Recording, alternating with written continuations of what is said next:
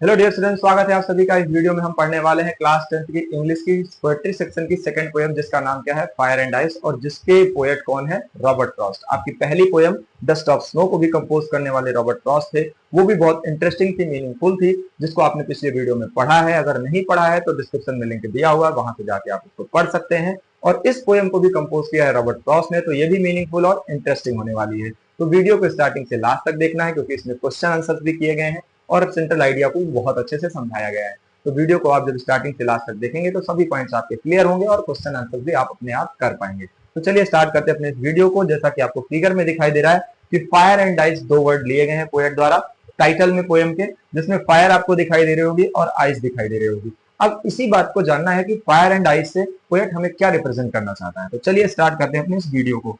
इस वीडियो में हम देखेंगे सबसे पहले पोएम के बारे में, और इसको जानने से पहले थोड़ी सी बातें जान लेते हैं जो कि हमारी इसमें हेल्प करेंगी पोएम को अच्छे से समझने में। बातें क्या है कि जो फायर है, अगर आप उसका नेचर देखें तो ह्यूमन बॉडी में कौन सी ऐसी चीज होती है जो फायर से कंपेयर की जा सकती है, डिजायर। डिजायर जो होती है हमारी बॉडी में ऐसी होती है कि अगर एक कंप्लीट होती है तो दूसरी इंक्रीज होने लग जाती है। तो सेम वैसे ही पोएट ने जो फायर का कंपेरिजन किया है वो हमारे अंदर चलने वाली डिजायर से कंपेयर किया है। उसके बाद आइस का कंपेयर जो पोएट कर रहा है वो कर रहा है हेट से, जो आपके ह्यूमन बॉडीज के अंदर या हमारे अंदर जो दूसरे के प्रति क्या होती है, हेट होती है, घृणा होती है, उससे कंपेयर किया है पोएट ने आइस को। तो आपको समझ में आ गया होगा कि फायर और आइस को किससे कंपेयर किया गया है। फायर का कंपेयर किया गया है किससे, डिजायर से। फायर को कंपेयर किया गया है किससे, डिजायर से।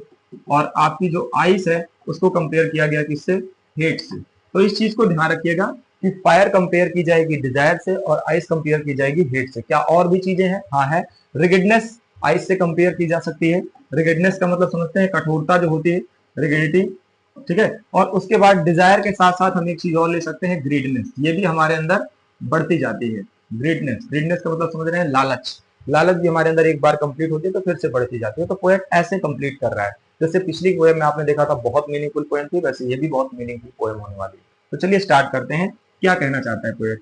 आपको ये वर्ड दिखाई दे रहा है, अर्थ दिखाई दे रही है, और ये पर्सन क्या है, ये कोई चीज की डिजायर कर रहा है। क्या कर रहा है, डिजायर कर रहा है। और इससे ये रिप्रेजेंट कर रहा है कि एक दिन इसी डिजायर के चक्कर में ये वर्ड क्या हो जाएगा, जल जाएगा या फिर समाप्त हो जाएगा। ठीक है ना। तो बस वैसे ही पोएम को रिप्रेजेंट किया गया है इस लाइन द्वारा। ठीक है। तो आइए समझते हैं इस स्टैंजा में क्या लिखा हुआ है। Some says the world will end in fire. कुछ लोग कहते हैं कि जो दुनिया है वो आग में समाप्त हो जाएगी, मीन्स फायर में एंड हो जाएगी। सम सेज इन आइस, और कुछ लोग कहते हैं कि आइस में खत्म हो जाएगी। लेकिन जो पोएट अभी पक्ष ले रहा है, जिसका फेवर ले रहा है, वो क्या बोल रहा है, from what I have tested of desire. जहां तक कि मैं सोचता हूं कि जो डिजायर यानी इच्छा होती है, जिससे पोएट ने कंपेयर किया किसको, फायर को, वो बोल रहा है कि जहां तक जो डिजायर होती है वो मैं समझता हूं कि वो एक दिन इस वर्ड को क्या कर देगी, एंड कर देगी, समाप्त कर देगी। मीन्स मैं I hold with those who favour fire. मैं उन लोगों के साथ खड़ा होता हूं, या मैं उन लोगों का पक्षधर हूं जो लोग फायर को मानते हैं कि इस दुनिया को फायर एक दिन क्या कर देगी, समाप्त कर देगी। तो पहला रीजन वो किसको मान रहे हैं, फायर यानी कि डिजायर को मान रहे हैं, ग्रीडनेस को मान रहे हैं। जो आदमी के अंदर ग्रीड होता है, जो आदमी के अंदर डिजायर होती है, वो एक दिन इस दुनिया को क्या कर देगी, समाप्त कर देगी। तो चलिए आगे देखते हैं। एक फिगर भी आपको समझ में आ गया होगा। फिर आगे देखते हैं इसमें, but if I had it had to perish twice. आगे पोएट क्या कह रहा है कि but if it had to perish twice, लेकिन अगर यही दुनिया दो बार समाप्त होनी है, एक बार तो फायर से हो जाएगी, दूसरी बार अगर समाप्त होनी हो, तो I think I know enough of hate.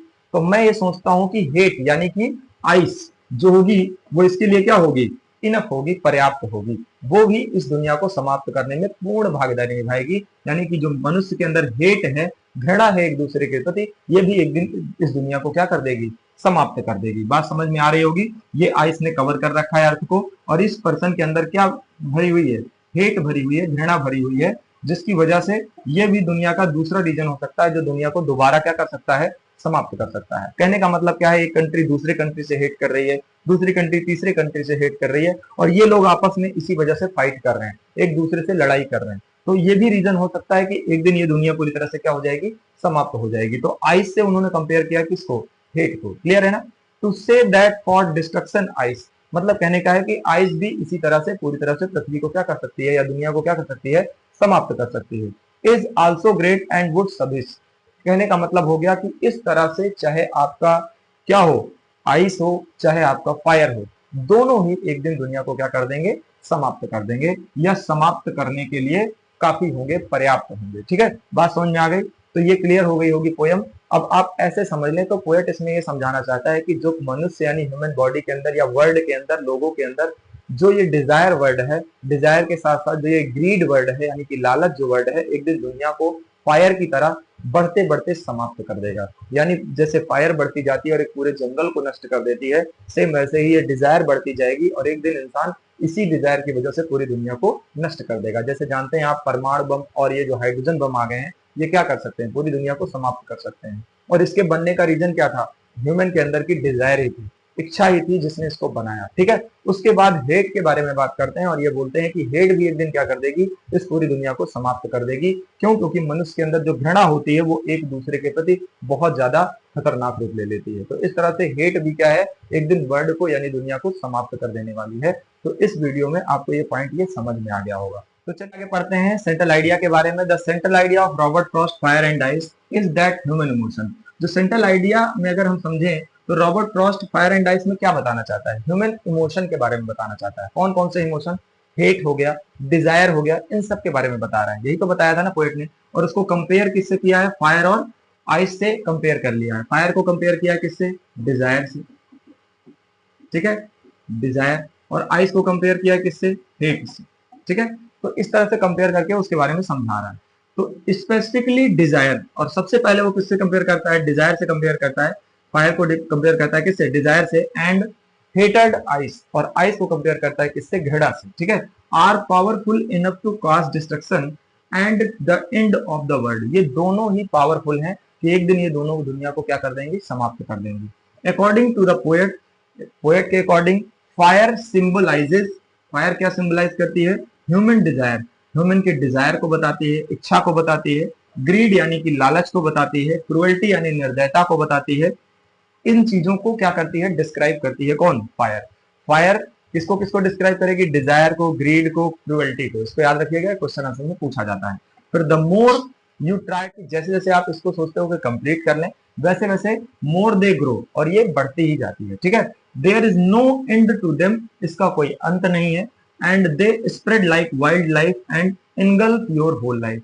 ये जैसे जंगल नहीं बढ़ता जाता, या एक तरह से कहते हैं जैसे जंगल में आग नहीं लग जाती तो बढ़ती जाती है, सेम वैसे ही ये आपकी जिंदगी को भी एक दिन पूरी तरह से क्या कर देगा? समाप्त कर देगा, निगल जाएगा। ये आपके माइंड में या आपकी बॉडी में बढ़ता जाएगा और आपको जिंदगी भर परेशान रखेगा। और आप जानते ही अच्छे से कि ह्यूमन की लाइफ स्टार्ट होती है डिजायर से और एंड भी हो जाती है किस पे? जाके डिजायर पे। यानी इच्छा से शुरुआत होती है इंसान की और इच्छा पे ही समाप्त हो जाती है। सेम वैसे ही मनुष्य की जो प्रॉब्लम होती है वो दूसरों को ज्यादा प्रोग्रेस देख के होती है। तो वो क्या है? हेट है। और हेट में भी मनुष्य अपना जीवन बर्बाद कर देता है और एक दिन इसी तरह से पूरा वर्ल्ड भी क्या हो जाएगा? एंड हो जाएगा, ऐसा पोएट मानते हैं। ठीक है, फिर आगे क्या है? ऑन द अदर हैंड, दूसरे शब्दों में, ice symbolises indifference in human relationship. जो आइस है, बर्फ है, वो सिंबलाइज करती है जो मनुष्य के, लोगों के अंदर जो अलगपन होता है, जो रिश्तों में आपके रुकावट होती है या एक तरह से अलगाव होता है। हेटर्ड जो घृणा होती है। कोल्डनेस एंड रिगिडिटी जो कठोरता या रूखापन होता है, उससे कंपेयर करता है। और क्या बोलता है? The poet has view that both fire and ice are equally competent in bringing the world a complete thing. कहने का मतलब एक दूसरे के क्या है? कंपटीटर है, एक दूसरे से कंपटीट किया जाए इनको। यानी कि हेट और जो डिजायर है वो दोनों का एक दूसरे से कंपटीशन चल रहा है। किसको समाप्त करने के लिए? वर्ल्ड को समाप्त करने के लिए। तो ये आपको सेंट्रल आइडिया अच्छे से समझ में आ गई होगी। स्टार्टिंग से आपने अगर पोएम को समझा होगा तो आप खुद ही सेंट्रल आइडिया राइट कर सकते हैं, बस थोड़ा सा ट्रांसलेशन आपका सही होना चाहिए। चलिए आगे देखते हैं क्वेश्चन आंसर्स को। क्या दिया है क्वेश्चन आंसर्स में? What do fire and ice stand for in the poem? तो fire represent natural calamities and ice represent winter, ये ऐसा नहीं है। Fire represent human desire and ice represent hatred, ये बात सही है। तो ऑप्शन नंबर आपका डी सही हो जाएगा, आगे ऑप्शन पढ़ने की जरूरत ही नहीं है। What is the poet initial opinion on how the world will and? Poet starting में क्या सोचता है कि कौन एंड कर देगा पूरे इस वर्ल्ड को? तो it will and with fire, fire से ही उन्होंने सोचा है ना, तो ये फायर से एंड हो जाएगा। ठीक, आगे देख। The poem is a heartfelt apology, vengeful threat, powerful warning, earnest appeal. तो एक तरह से कह दिया जाए कि एक तरह से बहुत ज्यादा इन्होंने क्या किया? वार्निंग की है कि इस चीज को जल्दी ही लोगों के अंदर अगर समाप्त कर दिया जाए तो वर्ल्ड बच सकता है, नहीं तो वर्ल्ड एक दिन क्या हो जाएगा? एंड हो जाएगा। ठीक है, is a metaphor for, fire को किससे कंपेयर किया गया है? डिजायर से, ठीक है। फिर उसके बाद ice is a metaphor for, किससे कंपेयर किया गया है? हेट से। तो यहाँ पे ये ऑप्शन आपका सही हो जाएगा। तो इसी से रिलेटेड क्वेश्चंस आपके एग्जाम में ऑप्शनल में भी पूछे जाते हैं, क्योंकि 20 नंबर का एमसीक्यू आता है, वहां से रिलेटेड क्वेश्चन भी पूछे जाते हैं। उम्मीद करता हूँ ये वीडियो आपको समझ में आया होगा, ये पोएम भी आपको बहुत अच्छे समझ में आई होगी। एक बार फिर अगर आपने डस्ट ऑफ स्नो को नहीं देखा है तो उसका लिंक डिस्क्रिप्शन में दिया हुआ है, वहां से जाके आप इसको देख सकते हैं। मिलते हैं ऐसे ही नेक्स्ट इंटरेस्टिंग पोएम के साथ अगले वीडियो में।